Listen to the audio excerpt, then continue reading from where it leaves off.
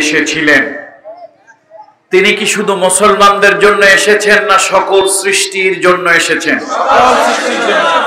তাহলে দল মত নির্বিশেষে, জাতি ধর্ম বর্ণ নির্বিশেষে সকল মানুষের জন্য আজকে আমরা কথা বলবো রহমতের নবীর কথা। বলুন ইনশাআল্লাহ। আল্লাহ তাআলা আমাদেরকে তৌফিক দান করুন। আলহামদুলিল্লাহি রাব্বিল আলামিন ওয়াসসালাতু ওয়াসসালামু আলা রাসূলিহিল কারীম ওয়া আলা আলিহি ওয়া আসহাবিহি আজমাইন। আউযু বিল্লাহি মিনাশ শাইতানির রাজীম। বিসমিল্লাহির রাহমানির রাহিম। ওয়া মা আরসালনাকা ইল্লা রাহমাতাল লিল আলামিন। সকলে পড়ুন আমার সঙ্গে। وَمَا أَرْسَلْنَاكَ إِلَّا رَحْمَةً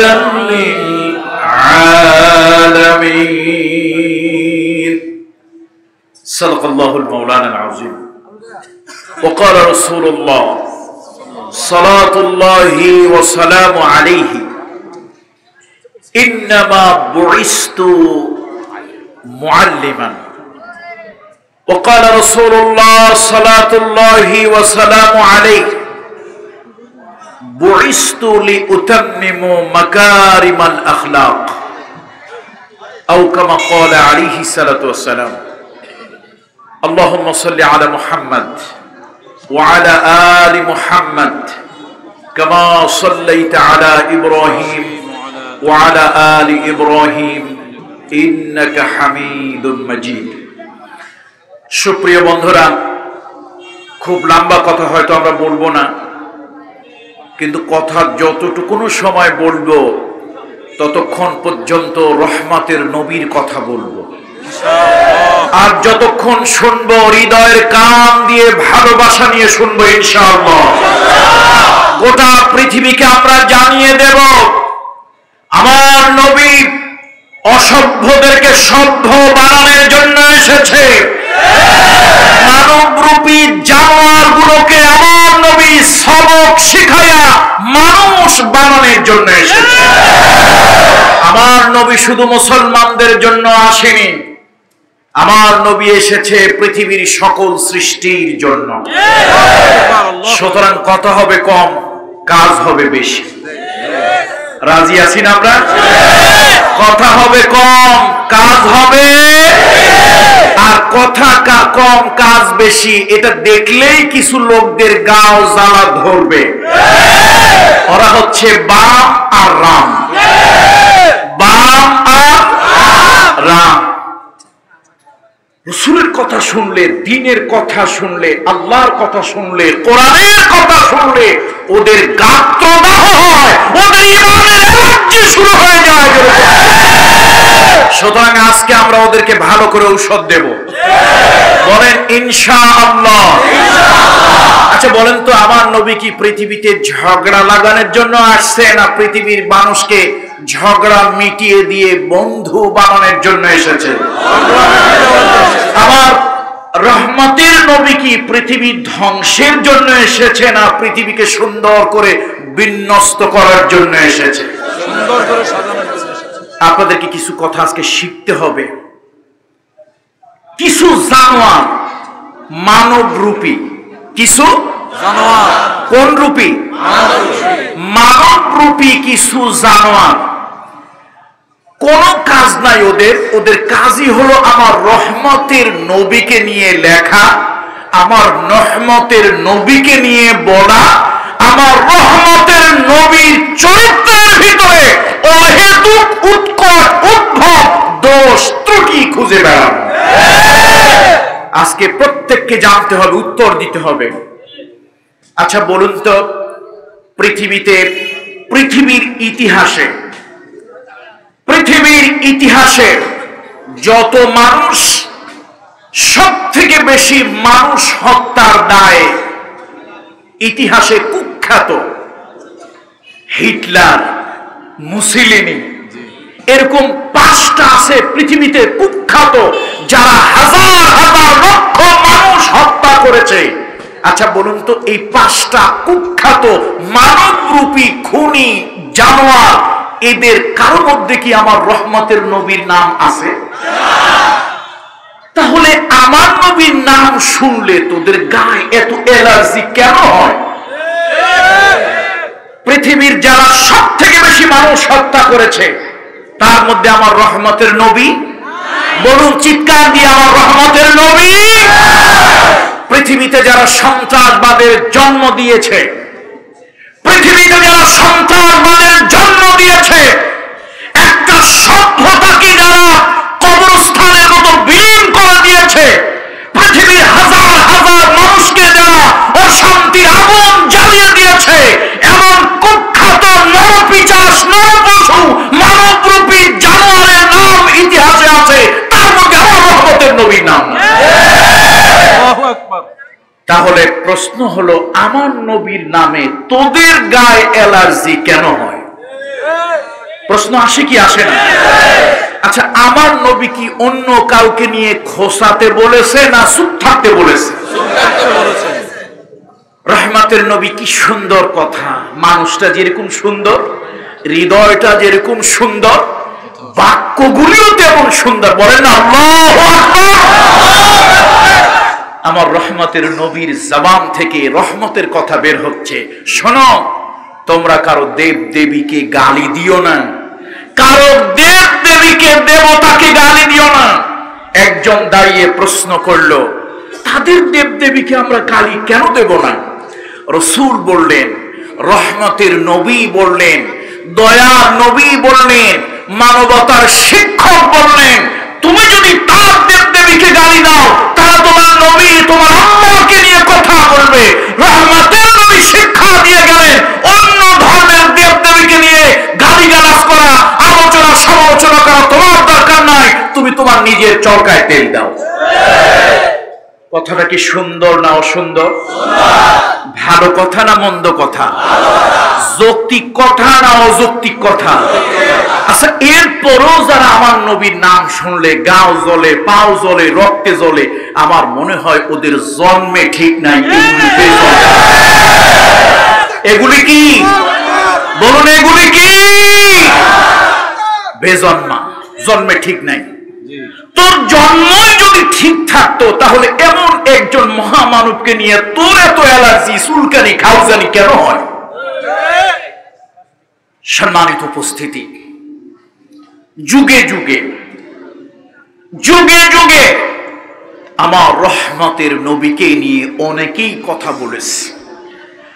আপনাদের মনে আছে নিশ্চয় 80-র দশকের ঘটনা, সালমান রুশদি স্যাটানিক ভার্সেস লিখেছিল। গোটা পৃথিবীর 150 কোটি মুসলমানের কলিজায় আঘাত লেগেছিল, বিশ্বের বিভিন্ন জায়গা থেকে হুঙ্কার এসেছিল, সালমান রুশদি আমার বিশ্বনবীর চরিত্র তুই কলঙ্ক দেওয়ার চেষ্টা করেছিস, যার চরিত্র আল্লাহ তাআলা সার্টিফিকেট দিয়েছে, ওয়া ইন্নাকা লাআলা খুলুকিল আযীম। আমার রহমতের নবীর চরিত্রে তুই কলঙ্ক দেওয়ার চেষ্টা করেছিস, তোর চরিত্র ল্যাংটা করে আমরা ছাড়ব। আল্লাহ তাআলা তার রাতের ঘুম হারাম করে দিয়েছিল, এমনকি শেষ পর্যন্ত প্লাস্টিক সার্জারি করে চেহারার এদিক সেদিক কিছু পরিবর্তন করা লাগছে। তার কারণ অর্থ ওই যে কুত্তায় কামড়াইলে যেরকম জলাতঙ্ক রোগ হয়, ওরে শয়তানে এমন কামড়াইলো, ইবলিস শয়তান, খবিশ শয়তানে এমন কামড়ায়ছে, ওই ইবলিস শয়তানের কামড়ে ওর জলাতঙ্ক রোগ হলো। ভাই, আমার এমন রোগ হলো, ও সব সময় শুধু স্বপ্নে দেখে কোন সময় ওর উপরে গজব এলো, এই বুঝি ওর প্রাণটা শেষ হয়ে গেল। আমরা দেখেছি ডেনমার্ক, মনে আছে কি আপনাদের সে কথা? ডেনমার্ক আমার রহমতের নবীকে নিয়ে ব্যঙ্গ কার্টুন ছাপালো। আমার বুঝে আসে না যে আমার নবী কার কার পাকা ধানে মই দিল। আমার বুঝে ধরে না আমার রহমতের নবী কার ঘরের খাবার কেড়ে নিল। আমার বুঝে ধরে না আমার রহমতের নবী কার কার ক্ষতি করলো। যে নবী আজীবন মানুষের জন্য কাঁদলো, মানুষের জন্য বলল, মানুষের পক্ষে কথা বলল, মানবতার পক্ষে কথা বলল, জাতি ধর্ম বর্ণ নির্বিশেষে পৃথিবীর সব মানুষকে মানবতার সবক যিনি দিল, সেই নবীর বিরুদ্ধে কেন তোমরা কথা বলো? আমার কোনো কিছু বুঝে আসে। আমার রাসূল সাল্লাল্লাহু আলাইহি ওয়াসাল্লাম পৃথিবীতে সভ্যতা, শালীনতা, সংস্কৃতি, সুস্থ ধারা সংস্কৃতির জন্য আমার নবী, আমার রাসূল, আমার রহমতের নবী যে ভূমিকা নিয়েছে, পৃথিবীতে এই ভূমিকা আর কেউ নিতে পারে নাই। ডেনমার্কের বিরুদ্ধে 150 কোটি মুসলমানের কলিজায় আঘাত লাগলো। মুসলমানেরা ফুলে ফেঁপে উঠলো, ফুসলে উঠলো। ডেনমার্ক দেখলো পরিস্থিতি খারাপ। শুধু এটাই শেষ নয়, ফ্রান্সে আগেও একবার কিন্তু হয়েছে। ওদের কিছু মুরিদ আছে, আবার বিভিন্ন জায়গায়, পৃথিবীর বিভিন্ন জায়গায় ওদের কিছু সেল আছে, মুন্ডা আছে। আমাদের দেশের একটা পত্রিকা আছে প্রথম আলো, যা কিছু কালো তার মধ্যে প্রথম আলো। যা কিছু কালো তার মধ্যে প্রথম আলো। বলতে পারেন হুজুর এতগুলো মিডিয়ার চোখ আপনার দিকে, কালকে তো আপনারে একেবারে সর্বনাশ করে ছাড়বে। আমি জানি মিডিয়া আমার দিকে তাকিয়ে আছে। কালো এই জন্য বললাম, এই বাম আর রামপন্থী কিছু পত্রিকার মিডিয়া আছে যাদের কাছে একজন আলেমের চরিত্র গ্রহণযোগ্য হয় না, যাদের কাছে এদেশের একজন ডানপন্থী মানুষ সাদা দিলের মানুষ হয় না, যাদের কাছে একজন আল্লাহওয়ালা মানুষ অনুকরণযোগ্য মানুষ হয় না, ওদেরকে কালো বলবো নাকি ভালো বলবো? তারা পৃথিবীর বেনামাজি অথবা অমুসলিম, আমি অমুসলিমদেরকে ছোট করছি না, তাদের মধ্যে ভালো মানুষ খুঁজে পায়। এই বাংলাদেশে 16 কোটি মুসলমান, একজন মুসলমান কি তোমরা ভালো নামাজি লোক খুঁজে পাও না? আচ্ছা ঠিক আছে, বুঝলাম, এই হুজুর খারাপ, ওই হুজুর খারাপ, এই পীর খারাপ, ওই পীর খারাপ, এই মুরব্বী খারাপ, ওই মুরব্বী খারাপ। 16 কোটি মানুষের ভিতরে একজন আলেম, একজন নামাজি লোক কি নাই যে সাদা মনের মানুষ, গ্রহণযোগ্য, অনুকরণযোগ্য চরিত্র? ওই তাদেরকে নিয়ে তো তোমরা লেখো না। তার অর্থ আমরা বুঝি, তোমরা ইমানদারের টাকায় চলো না। সুতরাং বন্ধুরা আমার, বাংলাদেশে একজন আল্লাহর একজন বান্দা দুঃখ করে বলেছিলেন, যদিও আজকে তিনি 4 দেওয়ালে অন্তরীণ হয়ে আছেন। আল্লাহ সেই বান্দা বলেছিলেন, ও ইমানদারেরা শোনো, যেই পত্রিকার মিডিয়াগুলো দুশ্মনী করে আলেমদের সাথে, দুশ্মনী করে কোরআনের সাথে, দুশ্মনী করে ইসলামের সাথে, দুশ্মনী করে ইমানের সাথে, দুশ্মনী করে রহমতের নবীর সাথে, পয়সা দিয়ে সেই পত্রিকা কেনা তো দূরের কথা, ওই পত্রিকা দিয়ে ঢিলা কুলুপ পর্যন্ত করা যায়। ঢিলা কুলুপ করা পর্যন্ত কি না? বন্ধুরা আমার, বন্ধুরা আমার, খতিব মরহুম ওবায়দুল হক, খতিব মরহুম ওবায়দুল হক, খতিব মরহুম ওবায়দুল হক নব্বরাল্লাহু মারকাদাহু ওয়া জাআলাল জান্নাতা মাসওয়াহু। বলেন আল্লাহুম্মা আমিন। খতিব মরহুম ওবায়দুল হক রাহমাতুল্লাহ আলাইহি, তিনি তো একজন অভিভাবক সুলভ আলেম ছিলেন। এদেশের কওমি অঙ্গনের আলেমদের সাথে তার সম্পর্ক ছিল, এদেশের আলিয়া অঙ্গনের আলেমদের সাথে তার সম্পর্ক ছিল, এদেশের তরিকা পন্থী আলেমদের সাথে তার সম্পর্ক ছিল, এদেশের তাবলীগ পন্থী আলেমদের সাথে তার সম্পর্ক ছিল, এদেশে ইসলামী আন্দোলন সংগঠন এই বলয়ের আলেমদের সাথে তার সম্পর্ক ছিল। অভিভাবকের মতো তিনি একটা ডাক দিয়েছিলেন, আন্দোলন হয়েছিল। প্রথম আলোর ইসলামকে নিয়ে ব্যঙ্গাত্মক লেখার কারণে তওবা পড়েছিল, খতিব ওবায়দুল হকের পা পর্যন্ত ধরে মাপ চাইতে আসছিল। সুতরাং আমি আজকে বলবো, আপনার পরিচয় আওয়ামী লীগ, বিএনপি, জাতীয় পার্টি, জাসদ, জামাত, হেফাজত, তরিকত, তাবলীগ, এটা আপনার আসল পরিচয় নয়। আপনার প্রথম পরিচয় আপনি মানুষ, এবং আপনার প্রথম আর শেষ পরিচয় আপনি আল্লাহর গোলাম, একজন মুসলমান। কবরে প্রশ্ন কয়টা? কয়টা? মান রব্বুক, মান রব্বুক, তোমার রব কি? Who is your sustainer, who is your cherisher, who is your lord, who is your master? মান রব্বুক। আপনি কি বলবেন বলুন তো? রব্বি আল্লাহ, রব্বি আল্লাহ। ওমা দীনুক। কবরের দ্বিতীয় প্রশ্ন কি? ওমা দীনুক, তোমার দিন কি? দিন অনেকগুলো অর্থ হতে পারে। হাফেজ ইবনে হাজার আসকালানি নব্বরাল্লাহু মারকাদাহু ওয়া জাআলাল জান্নাতা মাসওয়াহু, আজ থেকে 750 বছর আগে দিনের 12টি অর্থ তিনি করেছেন। তার মধ্যে একটা হচ্ছে আদ-দীনু আস-সিয়াসা। আপনাদের বোঝা দরকার নেই, আলেমরা বুঝলেই হয়েছে। আপনারা বুঝে আবার কোন জায়গায় কোন পেস লাগান তার ঠিক নাই, কোন জায়গায় কোন পেস লাগান তার ঠিক নাই। একজন বিয়ে বাড়িতে গেছে, বিয়ে বাড়িতে গেছে, কাঁঠাল নিয়ে গেছে। বিয়ান সাহেব জিজ্ঞেস করলো, বিয়াই এত সুন্দর কাঁঠাল অমৌসুমে পাইলেন কই? কয় কাঁঠাল একটা ধরছিল, আপনাদের বাড়িতে বেড়াতে আসবো, এই জন্য চিন্তা করলাম এটারে কেমনে পাকাই। শেষে অনেক কায়দা করে এর মধ্যে শিক মারলাম, তারপরে লবণ দিলাম, তারপর ওই যে কি তেতো তুইতা নাকি বলে ওইটা দিলাম, পেকে গেল। কয় যে না, সুন্দর জিনিস, অমৌসুমের আম, অমৌসুমের কাঁঠাল খাইতে যেমনই লাগুক দেখতে লোভনীয়, খাইতে যেমনই লাগুক দেখতে কি লোভনীয়। বিয়ে খুব খুশি। কয়দিন পরে এখন এই বিয়ে কি আর বিয়ানকে দাওয়াত দিয়েছে। আচ্ছা ঠিক আছে, মেয়ে তো আপনারা দিলেন, আমরা তো জামাইয়ের বাড়িতে বেড়াতে আসলাম, বেড়ায় গেলাম, আপনারা মেয়েটা কোথায় দিলেন একটু দেখবেন না? কোথায় দিলেন একটু দেখে আসবেন। দুজনে মিলে পরামর্শ করলো কি করা যায়। বলল এখন তো তরমুজের মৌসুম পুরো হয় নাই, তো কি করবা?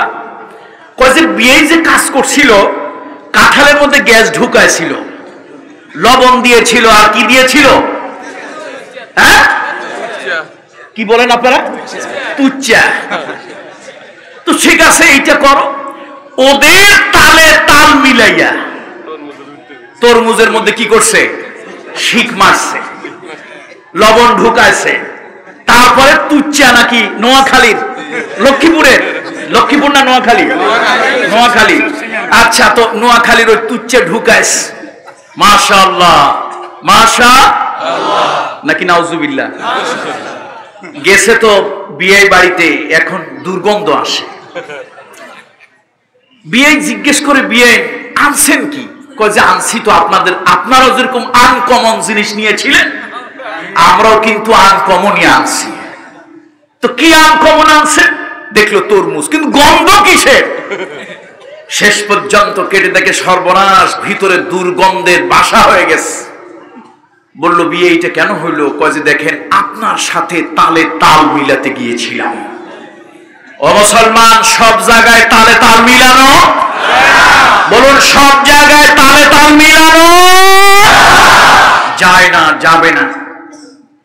বন্ধুরা আমার, প্রথম আলো রাসূলুল্লাহর বিরুদ্ধে, ইসলামের বিরুদ্ধে নয়, কোরআনের একটি ছোট্ট বিষয়কে অবজ্ঞা করে তামাশা করেছিল। এদেশের সব কবরের আলেম ওলামারা ঐক্যবদ্ধ হওয়ার কারণে প্রকাশ্য দিবালোকে তারা মাপ চাইতে বাধ্য হয়েছিল। বন্ধুরা আমার, সম্মিলিত শক্তির অনেক দাম। সালমান রুশদি স্যাটানিক ভার্সেস লিখেছিল, তার বিরুদ্ধে আমরা ঐক্যবদ্ধ হয়েছিলাম। ডেনমার্ক আমার নবীজির বিরুদ্ধে ব্যঙ্গ কার্টুন করেছিল, আমরা মুসলমানেরা ঐক্যবদ্ধ হয়েছিলাম। ফ্রান্স ইতিপূর্বে রাসূলুল্লাহ সাল্লাল্লাহু আলাইহি ওয়াসাল্লামকে নিয়ে ব্যঙ্গ করেছে, আমরা সহনশীলতার মধ্যে প্রতিবাদ করেছিলাম।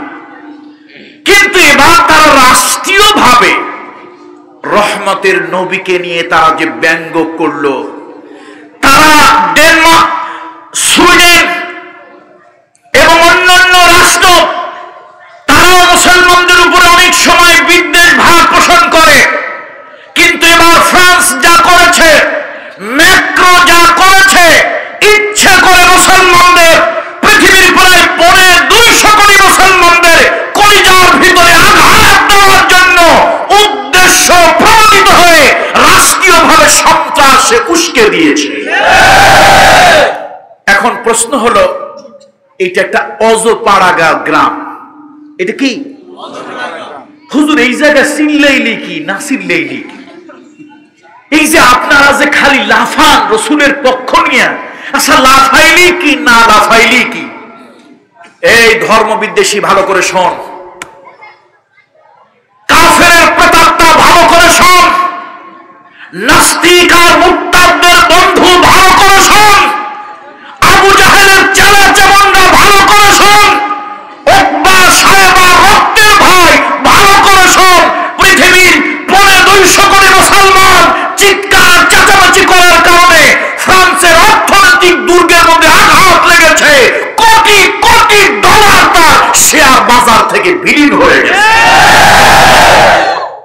বঙ্গবন্ধুর একটা কথা মনে আছে নাকি আপনাদের? বঙ্গবন্ধু বলেছিল, তোদেরকে হাতে মারবো না। কিসে মারবো? ভাতে আবার মারে কেমনে? প্রতীক মাইর দেওয়া। এই মাইরটা কিসের মাইর? আরে কথা কয় না, মাইরটা কিসের মাইর? তাহলে হাতে মারলে হাতে মারার থেকে ভাতে মারার কি জ্বালা বেশি? হাতে মাইরের থেকে কিসের মাইর? ভাতে মাইরের জ্বালা বেশি, কৌশলের মাইর। ওই আল্লাহ তাআলা নফসে আম্মারারে সৃষ্টি করলো, সৃষ্টি করার পরে নফসে আম্মারারে জিজ্ঞেস করছে, মান আনতা ওয়া মান আনা। এই নফসে আম্মারা খবিশ, তুই কে আর আমি কে? কই আনতা আনতা আনা আনা, তুমি তুমি আমি আমি। আল্লাহ তাআলা কয়, যাও ওর একটু জাহান্নামের আগুনে পোড়াইয়া আনছে। জিজ্ঞেস করলো, মান আনতা ওয়া মান আনা, তুই কে আর আমি কে? কই যে আনতা আনতা আনা আনা, তুমি তুমি আমি আমি। হাকাদা সালাসা মাররাত, 3 বার এরকম হইছে। এখন আল্লাহ তাআলা তো বোঝেন, যিনি সৃষ্টি করছেন তিনি তার সৃষ্টি সম্পর্কে বোঝেন না? বোঝে। আল্লাহ তাআলা বলেন, ফেরেশতা ওরে আগুনে পোড়াইয়া লাভ হবে না, ওর তেল মোবিল বন্ধ কর, ওরে হাতে মেরে লাভ হবে না, ওরে ভাতে মার, ওর খোরাক বন্ধ কর। নফসে আম্মারার খোরাক বন্ধ, 1 দিন 2 দিন 5 দিন, এখন জোরে, নোয়াখালীর ভাষায় তো জোরে নাকি? নোয়াখালীর ভাষায় এখন জোরে জিজ্ঞেস করা হইল, মান আনতা ওয়া মান আনা। কয় আনতা রব্বি ওয়া আনা আবদুক। আল্লাহু আকবার। আনতা রব্বি ওয়া আনা আবদুক, আর তুমি তো আমার প্রতিপালক আর আমি হইলাম তোমার দাস। আল্লাহ কয়, এতক্ষণ পর কাছে আসছিস, মূল কাজে আসছিস, লাইনে আসছিস। নাস্তিকের দোসরেরা ভালো করে শোনো, আমরা এখানে এতগুলো মানুষ চিল্লাইলেও কিছু হবে না, না চিল্লাইলেও কিছু হবে না। কিন্তু চিল্লাই কেন? বাংলাদেশ থেকে 16 কোটি মানুষ চিল্লাইলেও কিছু হবে না, না চিল্লাইলেও কিছু হবে না, কিন্তু আমরা চিল্লাই কেন? রহমতের নবীর পক্ষে আমরা গ্রামে গঞ্জে, হাটে বাজারে, মসজিদে, সমাজে, সব জায়গায় কেন কথা বলি? 10টা কণ্ঠ একত্রিত হয়ে 10টা আওয়াজ যখন চলে গোটা পৃথিবীর বিভিন্ন জায়গায়, সে আওয়াজ ছড়িয়ে যাওয়ার কারণে আজকে তাদের অর্থনৈতিক দুর্গের ভিতরে আঘাত লেগেছে। সুর বোধহয় একটু ম্যাক্রো নরম হয়েছে নাকি হয় নাই? ম্যাক্রোর সুর কি একটু নরম হয়েছে? সন্ত্রাসীরে শায়েস্তা করার কিছু রাস্তা আছে, সন্ত্রাসীরে শায়েস্তা করার কিছু রাস্তা আছে। তারা বলে কি? বলে আমাদের দেশ হলো ফ্রিডম অফ স্পেস, আমাদের হলো আমরা কথার বাক স্বাধীনতা আছে। আমি বলি স্বাধীনতা তো থাকতেই পারে, এখন বিজ্ঞানের যুগ, টেকনোলজির যুগ, স্বাধীনতা তো থাকতেই পারে। আমার হাতে কলম আছে, কলমের স্বাধীনতা আছে। আমার জিহ্বা আছে, জিহ্বার স্বাধীনতা আছে। আমার মস্তিষ্ক আছে, চিন্তার স্বাধীনতা আছে। আমি বলি তোর যা ইচ্ছা তাই কর, তুই গলায় রশি দে, তুই কাছে দিয়া তোর পুরা দেহ কেটে ফেল, ছেড়ে ফেল, তোর যা মনে চায় তাই কর, তোর স্বাধীনতা আছে। গু খা, বিষটা খা, পায়খানা খা, যা ইচ্ছা তাই কর, কোনো কিচ্ছু আসে যায় না। কিন্তু স্বাধীনতা আছে বলেই তোর জিহ্বা দিয়ে আমার কলিজা রক্তক্ষরণ করতে পারিস না, তোর কলম দিয়ে আমার ঈমানের অনুভূতিতে আঘাত লাগাতে পারিস না। শোনে রাখ স্বাধীনতাবাদীরা, শোনে রাখ স্বাধীনতাবাদীরা, আমরা মুহাম্মদ সাল্লাল্লাহু আলাইহি ওয়াসাল্লামের উম্মত। হয়তো শয়তানের প্ররোচনায় নামাজ কালাম ঠিক মতো পড়ি না, হয়তো শয়তানের প্ররোচনায় নামাজ কালাম হয়তো ঠিক মতো পড়ি না, কিন্তু এমনও হাজার মুসলমান আছে কলিজার থেকে, রক্তের থেকে, বাপের থেকে, মায়ের থেকে, জীবনের থেকে রহমতের নবীকে বেশি ভালোবাসে। প্রয়োজন হলে আল্লাহ নবীর জন্য তারা জীবন দিতে প্রস্তুত আছে কি নাই? সুতরাং স্বাধীনতা তোমাদের আছে, স্বাধীনতা তোমাদের আছে, যা মনে লয় তাই করো। কিন্তু তোমার কলমের স্বাধীনতার নাম করে আমার ধর্মীয় অনুভূতিতে আঘাত দিতে পারো না। তোমার যা মনে লয় তুমি তাই করো, তোমার যা মনে লয় তুমি তাই লেখো, তোমার যা মনে চায় তুমি তাই বলো, কিন্তু আমার রহমতের নবীকে নিয়ে কোনো বাজে কথা তুমি বলতে পারো না। বন্ধুরা আমার, পৃথিবীর ভিতরে শান্তি প্রতিষ্ঠার জন্য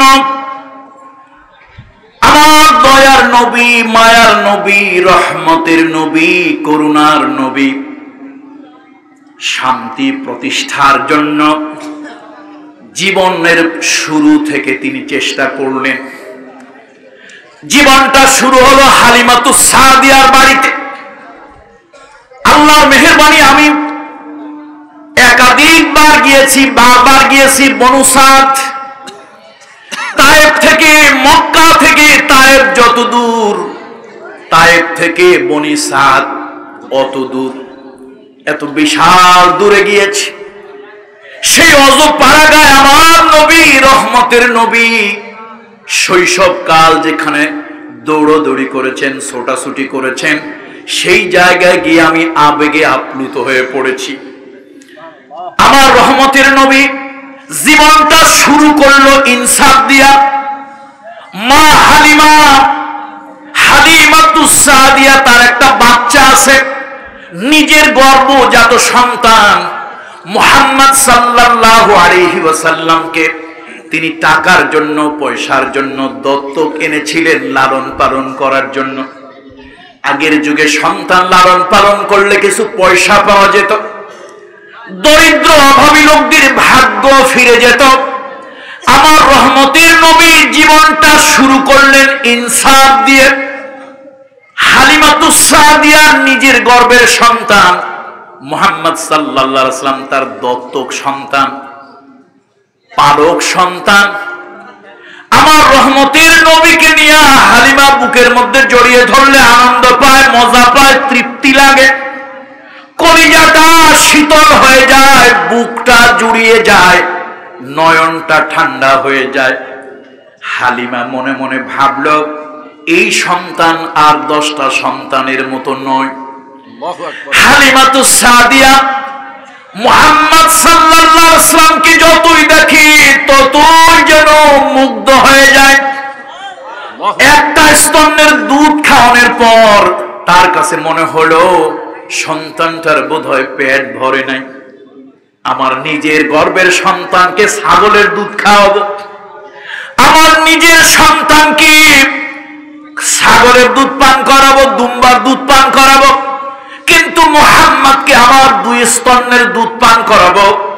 হালিমাতুস সাদিয়া শিশু মুহাম্মাদের মুখের মধ্যে একটা স্তন্য পান হয়ে গেলে আর একটা স্তন্য যখন বোটাটা ঢুকিয়ে দেয়, বারবার চেষ্টা করার পরও ওখান থেকে এক কাসরা দুধ তিনি চুষে খান না। পৃথিবীর মানুষ জানলা না কেন তিনি দুধ খান না? এক কাসরা দুধ তিনি কেন হালিমার স্তন্য থেকে নেন না? তিনি তো রহমতের নবী, ইনসাফের নবী, সমতার নবী, মানবতার নবী। সুতরাং এই মায়ের গর্ভজাত সন্তানের আর একটা স্তন্য, ওই স্তন্যের সব দুধটুকু যদি তিনি খেয়ে ফেলেন তাহলে ওই দুধ ভাইয়ের প্রতি ইহসান করা হবে না, দুধ ভাইয়ের প্রতি ইনসাফ করা হবে না, দুধ ভাইকে তার হক থেকে বঞ্চিত করা হবে। রহমতের নবীর জীবন শুরু হলো ইনসাফ দিয়া। যেই নবী তার শিশু বয়সে, দুধের বয়সে ইনসাফ দিয়ে শুরু করলেন, আজকে তোমরা সেই নবীকে নিয়ে বেইনসাফি কথা বলো, মুসলমানের কলিজায় তা সহ্য হয় না। আরবরা ছিল অসভ্যতার অতল গহ্বরে নিমজ্জিত। মারামারি, কাটাকাটি, খুনোখুনি যাদের ছিল নিত্যদিনের স্বভাব। মুহাম্মদ সাল্লাল্লাহু আলাইহি ওয়াসাল্লাম ছোট্ট একজন বালক, 13 বছর, 14 বছর, 15 বছর, 16 বছর, 17 বছরের বালক। এই বয়সের বালকেরা ঘুরে বেড়ায়, খেলাধুলা করে, আনন্দ করে, ফুর্তি করে। রহমতের নবী শুধু ঘুরে ঘুরে একটা চিন্তা করে, মানুষ মানুষকে মারে, মানুষ মানুষকে হত্যা করে, মানুষ মানুষের রক্ত দিয়া হোলি খেলে, আনন্দ করে। এই রহমতের নবীর শিশু ব্রেনের মধ্যে দাগ কাটল। তিনি চিন্তা করলেন, মানুষ মানুষের উপরে উন্মত্ততা দেখায়, পৈশাচিক হামলা করে, কত মা সন্তান হারা হয়, কত মা বিধবা হয়ে যায়, কত সন্তান এতিম হয়ে যায়। রহমতের নবীর কলিজার ব্যথা লাগে, রহমতের নবীর হৃদয় কেঁদে ওঠে। তিনি ছোট্ট ছোট্ট ছেলেদেরকে ডাকলেন, ও ছেলেরা, তোমাদেরকে নিয়ে গুরুত্বপূর্ণ কিছু কথা বলতে চাই। তারা বলল, আল আমিন, তুমি তো বড় ভালো মানুষ, তুমি বড় ভালো ছেলে, তুমি আমাদের একজন শরীর বন্ধু, তুমি যা বলবে আমরা শুনবো, কি করতে হবে আসো আমরা একত্রিত হই।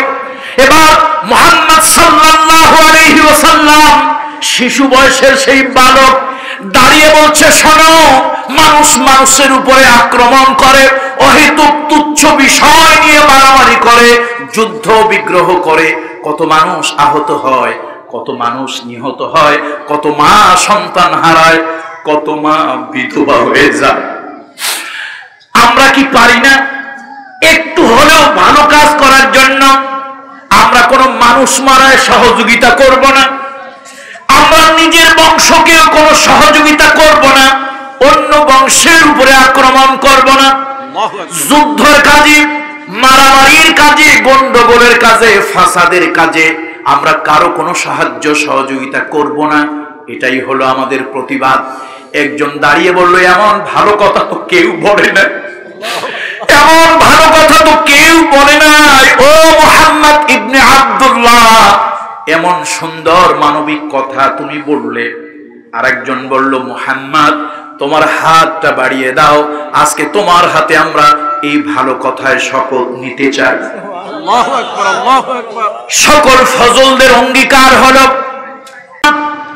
কোন মারামারিতে কাউকে সাহায্য করব না, আজ থেকে নিজেরা মানুষ হত্যা করব না, কোন হত্যার কাজে আমরা সাহায্য করব না, আজ থেকে মানুষের উপরে মানুষের রক্ত নিয়ে হোলি খেলবো না, আনন্দ উৎসব করব না, কেউ যদি করে ওই উৎসবে আমরা যোগ দেব না। হিলফুল ফুজুল গঠন হলো। কি গঠন হলো বলুন? হিলফুল ফুজুল গঠন হলো। তবে অত বেজন্মার রহমতের নবীর জীবনের ইতিহাস জানে না, এই জন্য রহমতের নবীর চরিত্রে কলঙ্ক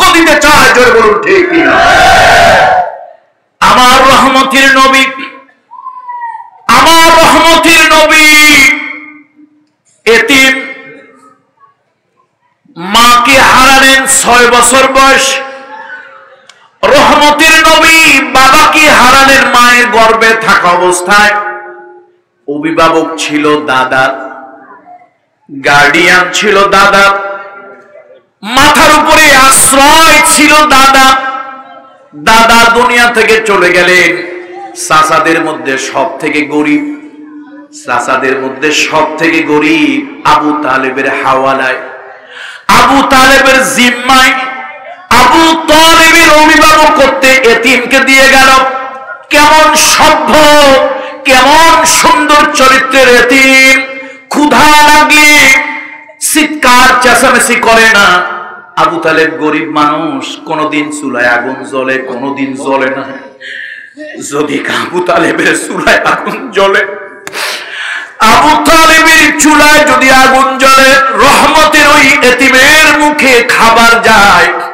আবু তালেবের চুলায় যদি দৈনতার কারণে, অভাবের কারণে আগুন না জ্বলে, ওই এতিম নির্জনে নিবৃতে সহ্য করে, কারো কাছে কোনো শেকায়েত করে না। ওই চাচার কাছে গিয়ে বলে না, ওই চাচির কাছে গিয়ে বলে না দাদা কার হাতে তুলে দিল, চাচা এত গরিব মানুষ নিজেই বাঁচে না, আমারে বাঁচাবে কেমনে।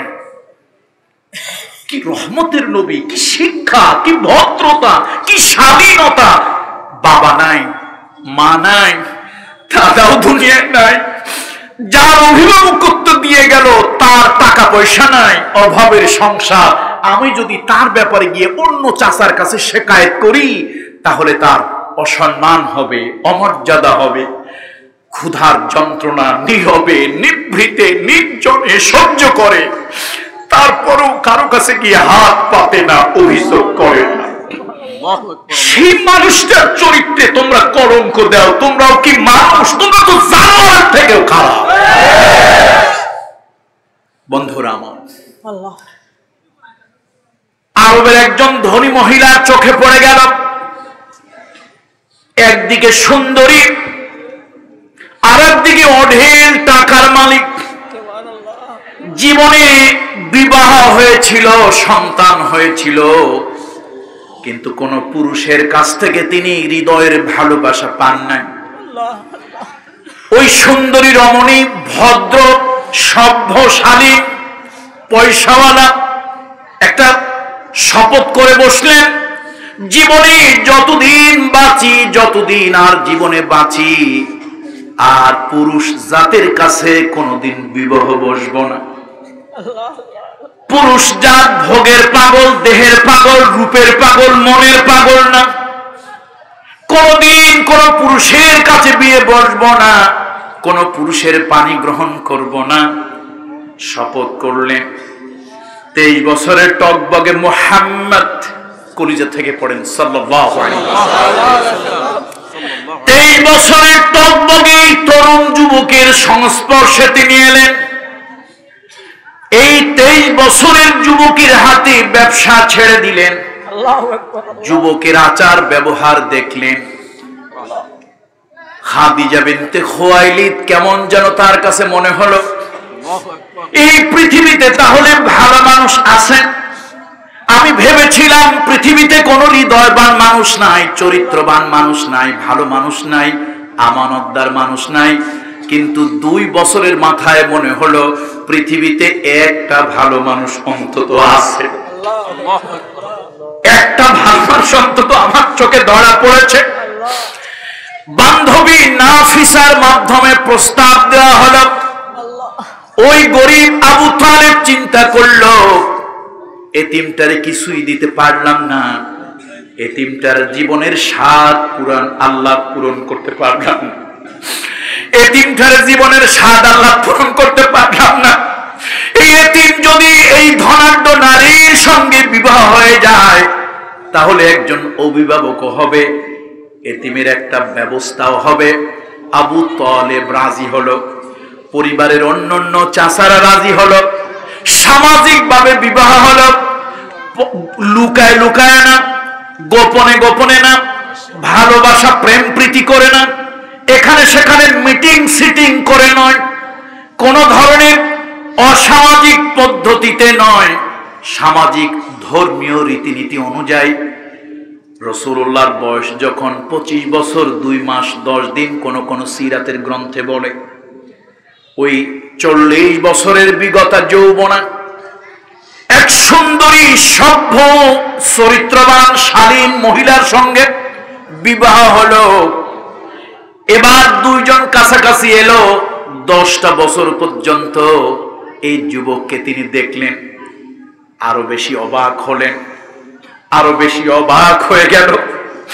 দুনিয়ার যুবকেরা সুন্দরীর প্রতি আকৃষ্ট, দুনিয়ার মানুষগুলো টাকার প্রতি আকৃষ্ট। টাকা এমন একটা জিনিস, ইমাম সাহেব, মৌলানা সাহেব, পীর সাহেব, তাবলিগের আমির সাহেব, হাজী সাহেব, গাজী সাহেব, এমপি সাহেব, মন্ত্রী সাহেব, মিনিস্টার সাহেব, টাকা এমন একটা জিনিস, এই সাহেবেরা তো দূরের কথা, কাঠের পুতুল পর্যন্ত টাকা দেখলে হা করে, নাকি করে না? আরে করে কিনা তা তো আমরা দেখি। আগে চুরি হইতো 1 লাখ, 2 লাখ, 5 লাখ। এখন চুরির খাতা খুললেই শুনি 100 কোটি, 200 কোটি, 400 কোটি। আমাদের আবার একজন মাননীয় সম্ভ্রান্ত অনেক বড় লোক দেশের মন্ত্রী সিলেটের বলেছিলেন 400 কোটি টাকা। এটা একটা টাকাই না। 400 কোটি টাকা টাকাই না। বড় লোক মানুষ তো হাতে ধরে না, কিন্তু গরিব মানুষ যারা রিকশার প্যাডেল ঘুরায়, সারাদিন যারা জমিতে রোদ্রের ভিতরে লাঙ্গল চালায়, ওর কাছে গিয়ে জিজ্ঞেস করিও 100-200 টাকা কাহাকে বলে। অনেক শ্রমের বিনিময়ে তাকে পেতে হয়। বলতেছিলাম টাকা পয়সা কি জিনিস? বড় লোভের জিনিস। কথা কয় না পাবলিক। কিসের জিনিস? কাঠের পুতুলও টাকা দেখলে হ্যাঁ করে, লোভে লোভে। মুহাম্মদ বলেন না কলিজা থেকে, একটু আরে মুহাব্বত নিয়ে কলিজা থেকে, হৃদয় থেকে বলেন না সাল্লাল্লাহু আলাইহি ওয়াসাল্লাম। মুহাম্মদ 10টা বছর এই মহিলার সঙ্গে ঘর সংসার করল। এই শিক্ষিতা, এই ভদ্র, এই বিনয়ী, এই সুন্দরী, এই সম্ভ্রান্তা, এই চরিত্রবান নারী, এই সতী সাধবী নারী, 10 বছরে তার অন্যরকম চিন্তা হয়ে গেল। যুবকেরা যুবতীর পাগল, পুরুষেরা মদ গাঁজা নেশার পাগল, আর কিছু কিছু মানুষ হলো ক্ষমতার পাগল। মুহাম্মদ ইবনে আব্দুল্লাহ ক্ষমতার পাগল নয়, যুবতী নারী, সুন্দরী নারীর দিকে আকৃষ্ট নয়, টাকা পয়সার কোনো লোভ নাই। তাহলে মানুষটা কেমন মানুষ? আরো ভালো করে তিনি পরীক্ষা করলেন, যা বোঝার বোঝা হয়ে গেল। অনেক লম্বা কথা। জিবরাইল আমিন যেদিন গারে হেরায় রাসূলুল্লাহ সাল্লাল্লাহু আলাইহি ওয়াসাল্লামের কাছে এলো আর বলল, ইকরা ইয়া মুহাম্মদ। হে মুহাম্মদ সাল্লাল্লাহু আলাইহি ওয়াসাল্লাম। রাসূলুল্লাহ সাল্লাল্লাহু আলাইহি ওয়াসাল্লাম বলেন, মা আনা বিকারিন, আমি তো পড়তে জানি না। 3 বার বললেন, বুকের মধ্যে জড়িয়ে ধরলেন। রাসূলুল্লাহ সাল্লাল্লাহু আলাইহি ওয়াসাল্লাম বলেন, ঐশী ইলম, আল্লাহ প্রদত্ত ইলমে লুদুনি, গায়বের ইলম আমার সিনার মধ্যে ঢুকে গেল। শরীরটা ভারী হয়ে গেল, উষ্ণতা বেড়ে গেল, আমি কিছুটা ভয় পেলাম। ওই যে জীবনের ভালোবাসার আশ্রয়ের এক নারী, নাম কি? খাদিজা বিনতে খুয়াইলিদ রাদিয়াল্লাহু তাআলা আনহা। বিশ্বাস করুন, আমার আব্বা মরহুম দেলওয়ার হোসেন আনসারী রাহমাতুল্লাহ আলাইহি তার ঘরে জন্মগ্রহণ করে পীরের ছেলে হিসেবে তো স্বাভাবিক কবরের প্রতি, মাজারের প্রতি একটা আকর্ষণ থাকাটাই স্বাভাবিক। কিন্তু পৃথিবীর কোন মাজার আমাকে আকৃষ্ট করতে পারেনি, আকৃষ্ট করতে পারেনি। তার কারণ রাসূলুল্লাহ সাল্লাল্লাহু আলাইহি ওয়াসাল্লাম কবরের এই সাজসজ্জা পছন্দ করেনি। আমার রহমতের নবী যা করেনি তা আমি কেন পছন্দ করব? আমি 2টা কবরের কাছে যতবার গিয়েছি আমার আবেগ আমি ধরে রাখতে পারি নাই। নিজে নিজে মনে মনে ভেবেছি, আগামী বছর যখন আসব তখন আর আমার এই আবেগ থাকবে না। সে কবরটা হলো মাকবারা মুআল্লা মা খাদিজা বিনতে খুয়াইলিদ। আল্লাহু আকবার, আল্লাহু আকবার। আমি মায়ের কবরের কাছে যতবার দাঁড়িয়েছি, আমি মায়ের কবরের কাছে যতবার জিয়ারত করতে গিয়েছি, এই মায়ের কবরের সামনে যতবার গিয়ে সালাম দিয়েছি, বিশ্বাস করুন আমার বুজুর্গি প্রকাশের জন্য নয়, আস্তাগফিরুল্লাহিল আযীম, আবেগের কথা বলছি। আমাকে অনেক বড় বুজুর্গ ভাবানোর জন্য বলি নাই। আমি আমার এই মায়ের কবরের সামনে যতবার গিয়েছি আমি আমার আবেগ ধরে রাখতে পারিনি। আল্লাহু আকবার, আল্লাহু আকবার, আল্লাহু আকবার। প্রশ্ন হলো আপনার মধ্যে এই আবেগটা আসলো কেন?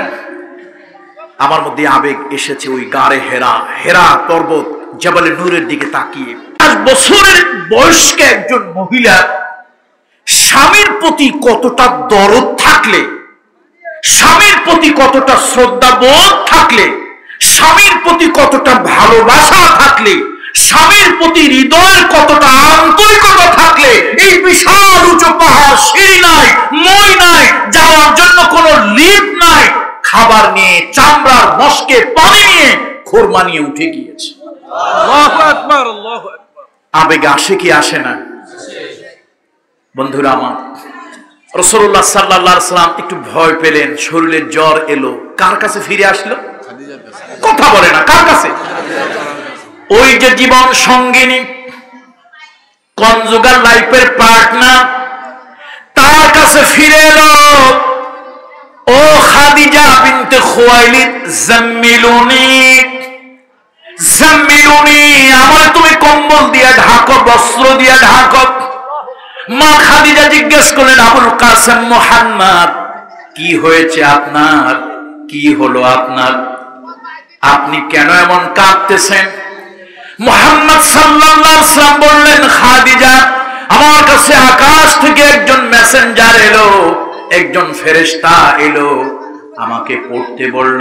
আমি পড়তে জানি না, বলার পরে আমাকে বুকের সঙ্গে আলিঙ্গন করলো, জড়িয়ে ধরলো, চাপ প্রয়োগ করলো। আমার মনে হলো সিনাটা ভারী হয়ে গেল, আমি একটু ভয় পেলাম। মা খাদিজা দাঁড়িয়ে সর্বপ্রথম যে কথাটা বলো, ও মুসলমানের সন্তান, ও দুনিয়ার নাস্তিকেরা, মুরতাদেরা, ও দুনিয়ার প্রফেসরেরা, ডাক্তারেরা, ভালো করে শুনে রাখো, আমার নবী মুহাম্মদ সাল্লাল্লাহু আলাইহি ওয়াসাল্লাম নবুয়তির স্বীকৃতি প্রথম যার জবান থেকে বের হলো, সে হলো রাসূলুল্লাহর জীবন সঙ্গিনী মা খাদিজা।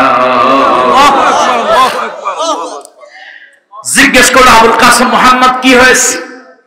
বললো, এই ঘটনা সিরাত ইবনে হিশাম খোলো, ইবনে কাসিরের হাওয়ালাগুলি খোলো। নবী রহমান, এই উপমহাদেশের একজন শ্রেষ্ঠ লেখক আল্লামা সৈয়দ আবুল হাসান আলী নদভী নওয়ারাল্লাহু মারকাদাহু ওয়া জাআলাল জান্নাতা মাসওয়াহু, তার বই খোলো। এই বইগুলো খুলে দেখো, মা খাদিজা রাসূলুল্লাহ যখন থরথর করে কাঁপছিলেন, তিনি প্রথম যেই বাক্যটা ব্যবহার করলেন, বলেন, আবুল কাসেম মুহাম্মদ, অস্থির হবেন না, ভয় পাবেন না, আপনি এতিমের প্রতি ভালো ব্যবহার করেন, গরিবের প্রতি সদাচরণ করেন, বিধবার প্রতি করুণার দৃষ্টি দেন, আত্মীয়তার হক আদায় করেন। আপনার মতো একজন মানুষ, আপনার মতো একজন চরিত্রবান সজ্জন মানুষ কোন ধরনের ভূত প্রেতের দ্বারা প্রতারিত হবেন না। আল্লাহু আকবার, আল্লাহু আকবার। রাসূলুল্লাহ সাল্লাল্লাহু আলাইহি ওয়াসাল্লাম বক্তৃতা দিতে পারে ভালো, সে কথাটা বলছে, তুমি তো মাইক পেলে সাপার জোর সব ফাটিয়ে দাও। সাপার জোর বড় জোর নয়, চৈত্রের জোর হলো সব থেকে বড় জোর। কলমের জোর বড় জোর নয়, চৈত্রের জোর সব থেকে বড় জোর। টাকার জোর বড় জোর নয়, চৈত্রের জোর সব থেকে বড় জোর। ক্ষমতার জোর বড় নয়, টাকার জোর বড় নয়, সব থেকে চৈত্রের আদর্শের জোর বড় জোর। আর সেই আদর্শের প্রথম স্বীকৃতি তিনি মা খাদিজার কাছ থেকে লাভ করেছেন। আর সেই নবীরে নিয়ে তোরা ব্যঙ্গ করো, তোরাও কি মানুষের পয়দা না জানোয়ারের পয়দা? আল্লাহই ভালো জানে। এমন রহমতের নবী আঘাত পেয়েছেন, আঘাত দেন, ব্যথা পেয়েছেন, কাউকে ব্যথা দেননি। উদারতা, মহানুভবতা প্রশান্ত মহাসাগর, তার সাথে যদি আমার রহমতের নবীকে তুলনা করা হয়, প্রশান্ত মহাসাগর ছোট হয়ে যাবে, আমার রহমতের নবীর হৃদয়টা তার থেকেও বেশি বড় হবে। সেই নবী তাকে নিয়ে তোরা কথা বলেছিস। আমার নবী যুদ্ধ করেছে নাকি করে নাই? রাসূলুল্লাহ সাল্লাল্লাহু আলাইহি ওয়াসাল্লামের যুদ্ধে মানুষ মারা গিয়েছে নাকি যায় নাই? মারা গেছে। কিন্তু ইতিহাস কি জানো? তোমরা কি ইতিহাস জানো? আমার নবীর গোটা জীবনের সকল যুদ্ধে কয়জন লোক হত্যা হয়েছে, কয়জন লোক মারা গিয়েছে?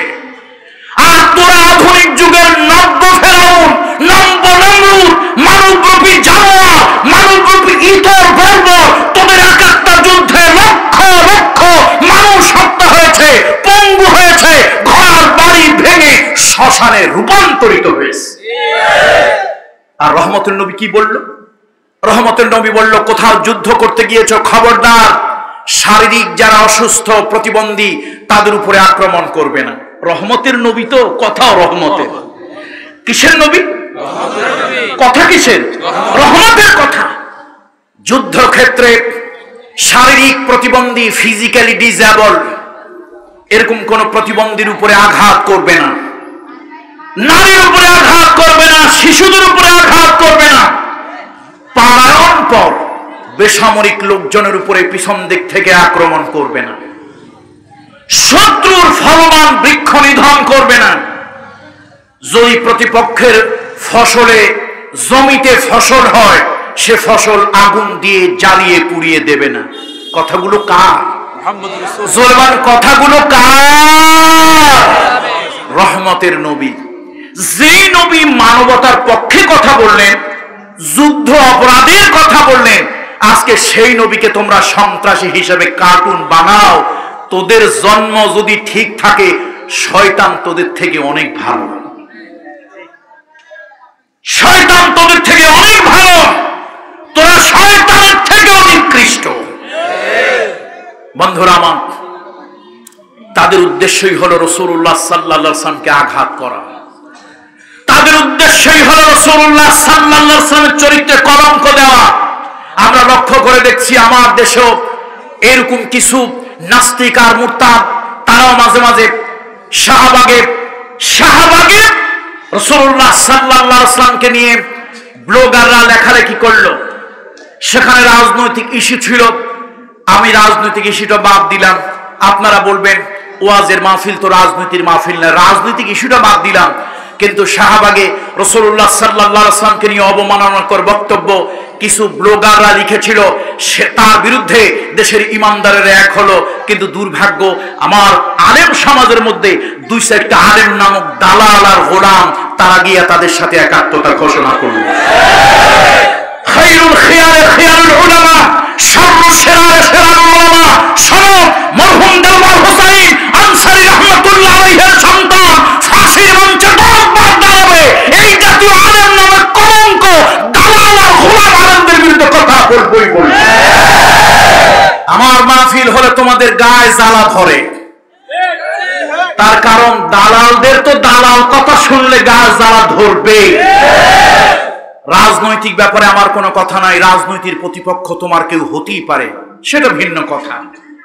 কিন্তু মুহাম্মদ রাসূলুল্লাহ রহমতের নবীকে নিয়ে যারা ব্লগে লেখালেখি করলো, তুমি তাদের সাথে হাত মিলাও, একাত্মতা পোষণ করো, তাদের কাছে গিয়ে হাসি দাও, ক্যামেরায় পোজ দাও। কিয়ামতের কঠিন ময়দানে আল্লাহ রাসূল বিদ্বেষী, রাসূলের অবমাননাকারী এই ব্লগারদের সাথে ফেরেশতারা কিয়ামতের ময়দানে বেঁধে তোমাকে উঠাবে, কোনো সন্দেহ নেই। ভয় করো আল্লাহকে, ভয় করো আল্লাহকে। রাসূলুল্লাহ সাল্লাল্লাহু আলাইহি ওয়াসাল্লামের সাথে কোনো আপোষ আমরা করতে পারি না। আমার রাসূলের সাথে যারা দুশমনি করে তাদের সাথে কোনো আপোষ আমরা করতে পারি না। জীবন চলে যাবে। জীবন কয়টা? আচ্ছা, কারো বাবার ক্ষমতা আছে আমারে 2 বার মারা, কারো বাপের ক্ষমতা আছে আপনার 3 বার মারা। মরণ কয়বার? জন্ম কয়বার? জন্ম একবার। আর কার বাবার ক্ষমতা আছে আমারে বেহেশতে অথবা জাহান্নামে পাঠায় দেয়? আসেনি? তোমার বাপ যত বড় ক্ষমতাওয়ালা হোক, তোমার হাতে যত ক্ষমতা থাক, তোমার কথা SB, NSI, DGFI, DB, army, intelligence branch, গোটা পৃথিবী তোমার কথা চলে। তোমার তর্জনী হেলে গোটা পৃথিবী নয়। আল্লাহর কসম, আল্লাহর ফেরেশতাদের উপরে সামান্যতম ক্ষমতা তোমার নাই। জান্নাতীকে জাহান্নামী বানাবে, জাহান্নামীকে জান্নাতে বানাবে। জন্ম একবার, মরণ একবার। সুতরাং মরণ যেহেতু একবার, মৃত্যু পর্যন্ত রাসূলুল্লাহর পক্ষে কথা বলেই যাব ইনশাআল্লাহ। বন্ধুরা আমার, বন্ধুরা আমার, প্রতিবাদ যার যেখান থেকে আসে সেখান থেকে করতে হবে। আপনি কোন দলের এটা আমি জানতে চাই না। আপনি রাসূলুল্লাহর উম্মত। আমার জাতির মহান নেতা মরহুম শেখ মুজিবুর রহমান, আল্লাহ তাআলা থেকে জান্নাতের মেহমান বানাক। সুপারিশটা কার লাগবে বলেন তো? আমার জাতির মহান মুক্তিযোদ্ধা জিয়াউর রহমান, আল্লাহ বেহেশতের মেহমান বানাক। কার সুপারিশ লাগবে? কোন মায়ের সন্তান যদি থাকো, দাঁড়িয়ে ফতোয়া দাও, আমার নেতা বড় নেতা রাসূলুল্লাহর শাফায়াত ছাড়াও চলবে। কোন মায়ের বৈধ সন্তান থাকলে চ্যালেঞ্জ দিলাম, দাঁড়িয়ে বলো, ফতোয়া দাও, আমার নেতা অনেক বড়। আর যাই হোক, মুহাম্মদ সাল্লাল্লাহু আলাইহি ওয়াসাল্লামের শাফায়াত লাগবে না। কি আছেন এরকম কেউ? তাহলে নেতা আমাদের শ্রদ্ধার, সম্মানের, কলিজার, মুহাব্বতের কোনো সন্দেহ নাই, কিন্তু রাসূলুল্লাহর শাফাআত লাগবে। রাসূলুল্লাহর শাফাআত লাগবে। সেই নবীজির শাফাআত পাওয়ার জন্য, সে নবীজির শাফাআত পাওয়ার জন্য নবীজির পক্ষে কথা বলতেই, নবীজির পক্ষে ভূমিকা রাখতেই হবে। সুপ্রিয় বন্ধুরা, আসুন আমরা আর কথা বাড়াবো না, আমরা আর কথা বাড়াবো না। শুধু এইটুকু আপনাদের সকলের কাছে দাবি করব, ঈমানের চেতনায় উজ্জীবিত হওয়ার জন্য, ঈমানকে শানিত করার জন্য প্রহার না করেন। চকচকা থাকে, কি হয়? মরিচা পড়ে যায়। ঈমানকে যদি মাঝে মাঝে এরকম শানিত না করেন, ঈমানকে যদি ধারালো না করেন, ঈমান মরিচা পড়ে যাবে। বিশ্বনবীর উম্মতেরা ঈমানকে ধারালো করার জন্য আমার কণ্ঠের আওয়াজ ফ্রান্স পর্যন্ত না যাক, আমার কণ্ঠের আওয়াজ ডেনমার্ক পর্যন্ত না যাক, আমার কণ্ঠের আওয়াজ দিল্লির তাখতে তাউস পর্যন্ত না যাক। আমার ঈমানি দায়িত্ব আল্লাহর ফেরেশতারা ভিডিও করে নিক, আল্লাহর ফেরেশতারা ক্যামেরা করে নিক, আমার কণ্ঠের আওয়াজ আরশে আজিম পর্যন্ত চলে যাক। আমার বিশ্বনবীর অপমান সইবে না আর মুসলমান।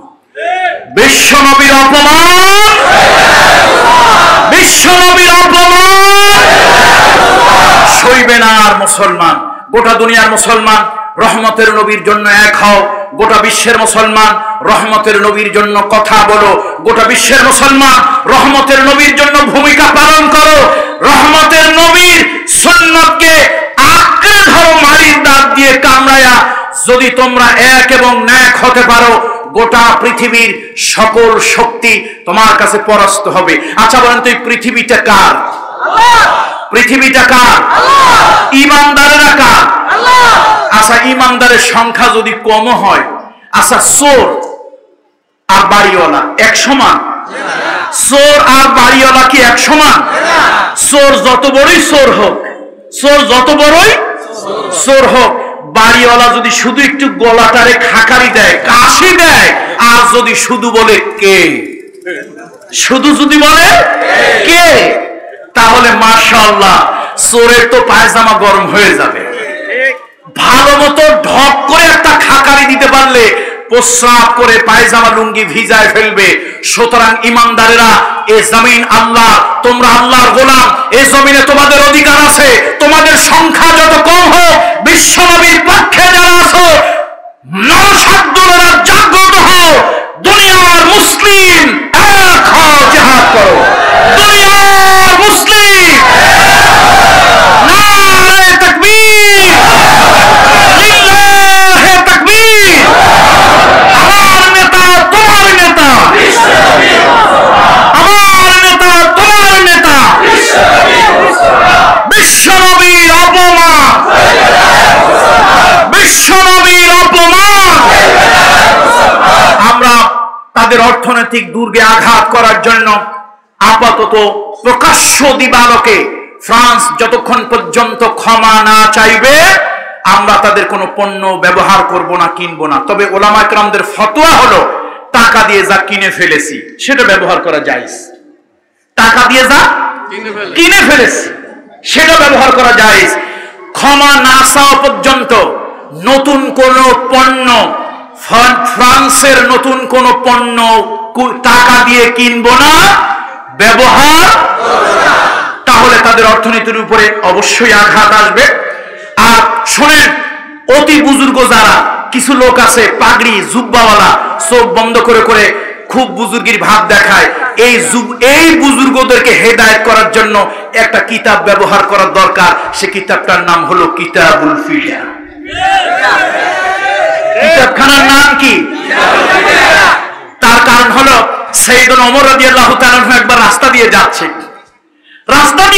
সাইয়েদনা ওমর রাদিয়াল্লাহু তাআলা দেখলেন এক বুজুর্গ চোখ বন্ধ করে থাকে, একবার চোখ খোলে, ভাবখানা এরকম যে আরশে আজিমে চলে গেছে। হযরত ওমর রাদিয়াল্লাহু তাআলা চাবুকটা সাপ দিয়ে গিয়ে বলেন, ইয়া ফুলান ইশফি। যখন বলছে ইয়া ফুলান ইশফি, আমার রহমতের নবী বলেছেন, বিশ্ব নবী বলেছেন, আমার ওমর যে রাস্তায় হাঁটে শয়তান ভয়তে, আর কথা বলে না, শয়তান ভয়তে সেই রাস্তায় হাঁটে না। সাইয়েদনা ওমর রাদিয়াল্লাহু তাআলা বললেন, বুজুর্গি দেখাতে চাস যায় নামাজে দেখাবি, বুজুর্গি দেখাতে চাস তাহাজ্জুদের নামাজে দেখাবি। পাবলিক প্লেস বুজুর্গি দেখানোর জায়গা না। মসজিদে ইমামতি ঠিক রাখার জন্য, মাদ্রাসা বোর্ডিং ঠিক রাখার জন্য, মাদ্রাসা টিকা রাখার জন্য যদি তুমি সব কথা বলা বন্ধ করে দাও, নবীর পক্ষে কথা বলা বন্ধ করে দাও, বাতিলের বিরুদ্ধে প্রতিবাদ করা যদি তুমি বন্ধ করে দাও, আল্লাহর কোরআন হাতে নিয়ে বলছি, তুমি ভেষধারী, লিবাসধারী টাটকা মুনাফিক। তুমি ইতিকাদি মুনাফিক। রাহমাতুন নবী হাদিসের বর্ণনা, মসজিদে নববীতে বসে বলেছিলেন, মানলে কাব ইবনে আশরাফিন ফাইন্নাহু ক্বাদ আদাল্লাহা ওয়া রাসূলাহু। তোমাদের মধ্যে কে আছো কাব ইবনে আশরাফের বিরুদ্ধে ব্যবস্থা নিতে পারে?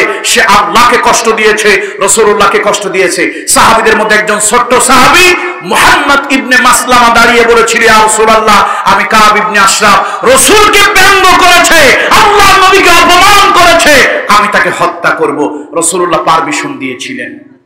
ওলামা হযরতরা বলেন, আল্লাহ নবীর সুন্নাহ হাদিস, রাসূল যদি কোনো ব্যাপারে কথা বলেছেন সেটা হাদিস বা সুন্নাহর মধ্যে অন্তর্ভুক্ত হয়েছে। রাসূল কোনো ব্যাপারে নির্দেশ দিয়েছেন সেটা হাদিস সুন্নাহর মধ্যে চলে এসেছে। রাসূল যদি কোনো ব্যাপারে হ্যাঁ বলেছেন সেটা হাদিস বা সুন্নাহর মধ্যে চলে এসেছে। রাসূল যদি কোনো ব্যাপারে না বলেছেন সেটা হাদিস বা সুন্নাহর মধ্যে চলে এসেছে শরীয়তের বিধান হিসাবে। আল্লাহ রাসূল যদি কোনো ব্যাপারে চুপ থেকেছে সেটাও শরীয়তের মধ্যে চলে এসেছে। তাহলে কাব ইবনে আশরাফকে হত্যা করার জন্য কে চাইল? মুহাম্মদ ইবনে মাসলামা। রাসূলুল্লাহ চুপ থাকলেন, হাসি দিলেন। তাহলে মুহাম্মদ সাল্লাল্লাহু আলাইহি ওয়াসাল্লাম থেকে বড় বুজুর্গ তুমি হও নাই, মুহাম্মদ সাল্লাল্লাহু আলাইহি ওয়াসাল্লাম থেকে বড় ফতোয়া দেওয়ানেওয়ালা তুমি হও নাই। তোমার বুজুর্গির ধান্দা আমি জানি। তোমার বুজুর্গির ধান্দা হলো মসজিদে ইমামতি ধরে রাখার জন্য, তোমার বুজুর্গির ধান্দা হলো ওয়াজের মাহফিল ধরে রাখার জন্য, তোমার বুজুর্গির ধান্দা হলো মাদ্রাসার চাকরি টিকা রাখার জন্য, তোমার বুজুর্গির ধান্দা হলো লেবাস পরে পয়সা কামানোর জন্য। সুতরাং এই বুজুর্গির ধান্দা বাদ দাও, বাতিলের বিরুদ্ধে, অন্যায়ের বিরুদ্ধে, আল্লাহ রাসূলের অপমানের বিরুদ্ধে কথা বলো। যদি তাই না বলো, বোবা শয়তান তুমি, বোবা শয়তান তুমি, বোবা শয়তান। এই বোবা শয়তানদেরকে আমরা চাই না, এই বোবা শয়তানদেরকে আমরা চাই না। মুহাম্মদ সাল্লাল্লাহু আলাইহি ওয়াসাল্লাম ফতোয়া দিয়েছিলেন, সবাইকে আমি ক্ষমা করলাম, আল্লাহকে যারা গালি দিয়েছে, রসুলকে যারা গালি দিয়েছে তাদেরকে ক্ষমা করলাম না। তার মধ্যে একজন ছিল ইবনে খেতাল। ইবনে খেতাল, তাকে বলা হলো, কোরআনে এসেছে খানায় কাবায় যারা প্রবেশ করে অমান দাখালাহু কানা আমিনা, তারা নিরাপদ হয়ে যায়। ইবনে খাতালকে বলা হলো, তুমি যেমনে পারো কাবার হারামের এরিয়ার মধ্যে, হুদুদের মধ্যে, কাবার মধ্যে ঢুকে যাও, তুমি নিরাপদ, তোমাকে হত্যা করা হবে না। সে কাষ্ট মষ্ট করে কাবা ঘরের কাছে এলো। কাবা ঘরের গিলাফ আপনারা সবাই দেখেছেন। কাবা ঘরের গিলাফ হয়তো অ্যাকচুয়াল দেখেছেন, না হলে ভার্চুয়াল টেলিভিশনের কম্পিউটারের স্ক্রিনে দেখেছেন। এই কাবার গ্লাফের মধ্যে ইবনে খেতাল ঢুকে গেল। একজন ইবনে খাতালকে চিনে ফেললো। রাসূলুল্লাহ সাল্লাল্লাহু আলাইহি ওয়াসাল্লামের কাছে এসে বলল, ইয়া রাসূলুল্লাহ, রহমতের নবীকে বলতেছে, দয়ার নবীকে বলতেছে, মায়ার নবীকে বলতেছে, করুণার নবীকে বলতেছে, ইয়া রাসূলুল্লাহ। ইবনে খাতালকে দেখা গেল কাবা ঘরের গেলাপের মধ্যে লুকিয়ে আছে। রাসূলুল্লাহ সাল্লাল্লাহু আলাইহি ওয়াসাল্লাম, আমরা যেরকম রাগ হইলে কণ্ঠটা উঁচু হয়, রহমতের নবী দাঁড়ালেন, চেহারা লাল হলো, কণ্ঠ ফারাফা সাউতাহু, বিশ্বনবী রহমতের নবী কণ্ঠ উঁচু হলো। আল্লাহর নবী বললেন, হত্যা করো। সাহাবীরা বললেন, ইয়া রাসূলুল্লাহ, তাকে যদি হত্যা করা হয় তার রক্ত কাবার দেওয়ালে লাগবে। বিশ্বনবী ফতোয়া দিলেন, রহমতের নবী ফতোয়া দিলেন, করুণার নবী ফতোয়া দিলেন, মায়ার নবী ফতোয়া দিলেন, দয়ার নবী ফতোয়া দিলেন, রাহমাতুল লিল আলামিন ফতোয়া দিলেন, ওই অবস্থায় তাকে হত্যা করো। এই বেটা, এই বেটা, তুই রাসূলের থেকে বড় ফতোয়াওয়ালা কে হইলি? কে হইলি তুই? তোর পাগড়ি ভিজা রাখ, তোর জুব্বা ভিজা রাখ, তুই একটা লিবাসদারি ভণ্ড। আমার রাসূলের অসম্মানের ব্যাপারে কোনো ফতোয়া তুই দিবি না, তাহলে শয়তানের জিহ্বা না, তোর জিহ্বা আগে টেনে ছিঁড়ে ফেলবো। আমার বিশ্বনবী আল্লাহকে যারা গালি দিয়েছে, রহমতের নবীকে যারা গালি দিয়েছে, হুজুর তাদেরকে কোনো কম্প্রোমাইজ বলেন? কম্প্রোমাইজ কি করবা? ফাঁসি দেবা? দাও। কয়বার দিবা? কয়বার দেওয়ার ক্ষমতা আছে? কয়বার? সুতরাং কণ্ঠ কথা বলবে, কণ্ঠ কথা বলতেই থাকবে ইনশাআল্লাহ। সুতরাং আসুন, আমরা আওয়ামী লীগ, বিএনপি, জাতীয় পার্টি, জাসদ, জামাত, হেফাজত, তরিকত, তাবলীগ, আমাদের সকলের নবী মুহাম্মাদুর রাসূলুল্লাহ। আমরা সব জায়গায় যাই হোক, এক জায়গায় কম্প্রোমাইজ কারো সাথে, সেটা হচ্ছে আমাদের কলিজার থেকে প্রিয় নবী, রহমতের নবী। বলুন, কোন নবী? রহমতের নবী, ভালোবাসার নবী, দয়ার নবী, মায়ার নবী। এই মাদ্রাসাকে আল্লাহ তাআলা কিয়ামত পর্যন্ত টিকিয়ে রাখুন। মাদ্রাসার ওস্তাদেরা, পরিচালনা পরিষদ বড় জেহাদ করেছে। এই বছরেই প্রথম মাহফিল করলাম, মাহফিল করেছি মসজিদ কেন্দ্রিক দোয়ার মাহফিল। সুতরাং আপনারা, আমি তো বলতেছিলাম যে আপনাদের কলিজা কত বড়, এত বড় মাহফিল করলেন, মাশাআল্লাহ। মাহফিল হচ্ছে না, তার মধ্যে আপনারা মাহফিল করতে পারলেন। আমি এলাকার রাজনৈতিক দলের যারা আছেন সকলকে আন্তরিক মোবারকবাদ জানালাম। নিশ্চয় আপনাদের সকলের সদিচ্ছা সহযোগিতা ছিল বলেই আলহামদুলিল্লাহ এত সুন্দর প্রোগ্রামটা হয়েছে। এর জাযা আল্লাহ তাআলা আপনাদেরকে কিয়ামতে আখিরাতে দান করুন। এর জাযা আল্লাহ তাআলা রহমতের নবীর মাধ্যমে আপনাদেরকে দান করুন। এক বসুন, আমি কি শেষ করছি? আচ্ছা বলেন তো, আপনারা দূরের থেকে আসছেন না আমি দূরের থেকে আসছি? এই শোনেন,